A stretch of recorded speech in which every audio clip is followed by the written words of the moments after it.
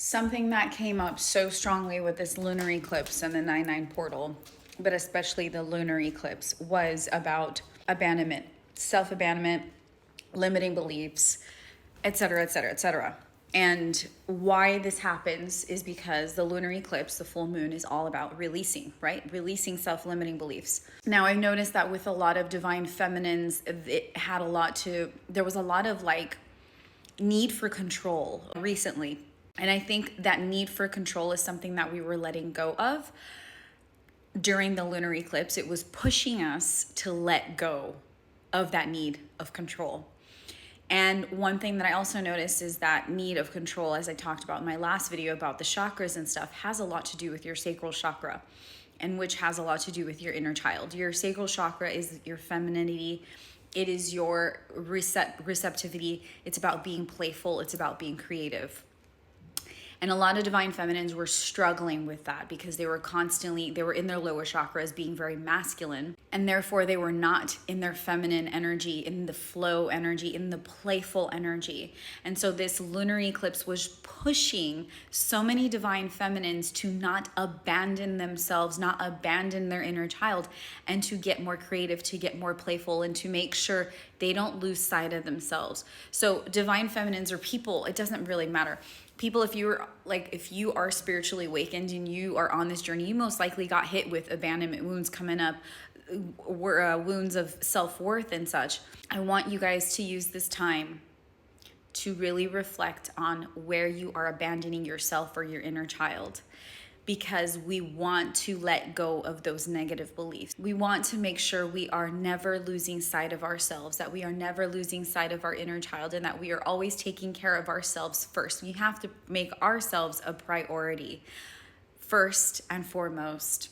This was even coming up for me on the day of the lunar eclipse. That Sunday morning, I was getting these weird feelings of abandonment. I was like, why do I feel like I'm abandoned? But I know I'm not. I know that I'm worthy of love. So where is this coming from? And then I realized it was me abandoning myself because I was constantly focused on work, work, work. I was depending on my partner.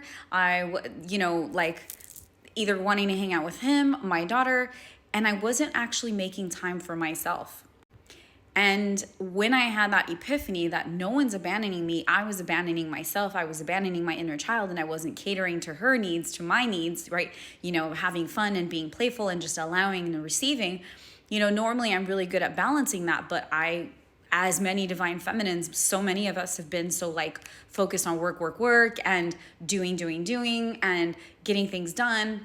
And a lot of divine feminines have been in that need to control the outcome, which is very masculine. And that's not being in the state of flow. That's not being in the feminine.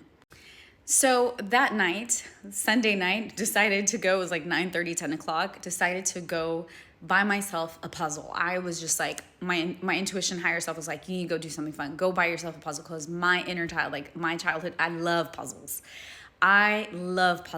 So I went and got myself a 500-piece puzzle. And that made me so content. That made me so happy. I was full of life again. It was about doing what my inner child wanted to do, something playful. And sometimes people think, being a divine feminine or being in the feminine or taking care of yourself means taking a bath. And yes, those are good. Or getting dressed up and being pretty. Yes, those are good too. But what makes your inner child happy? Because oftentimes it's allowing yourself to play. It's allowing yourself to do things that you used to do as a child.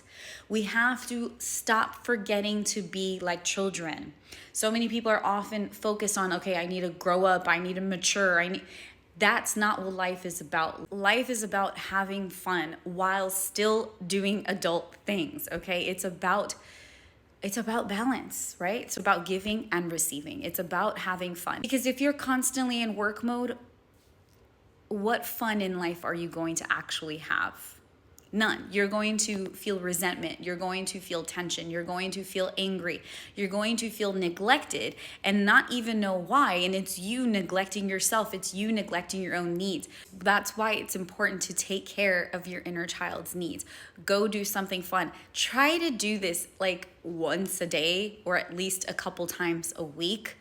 where you do something fun, a fun activity. It could be finger painting, it could be drawing, it could be playing video games, it could be freaking playing solitaire. You know what I mean? Like things that you like doing as a kid. It could be playing board games, playing outside, playing hopscotch, jump rope, card games, like literally anything, or watching a movie that you liked when you were a kid. Coloring. This is why they have those adult coloring books. That helps you get creative. That helps you be in the flow. That helps you just relax, okay? Because you're doing something, but you're also receiving at the same time. You're having fun. You're enjoying.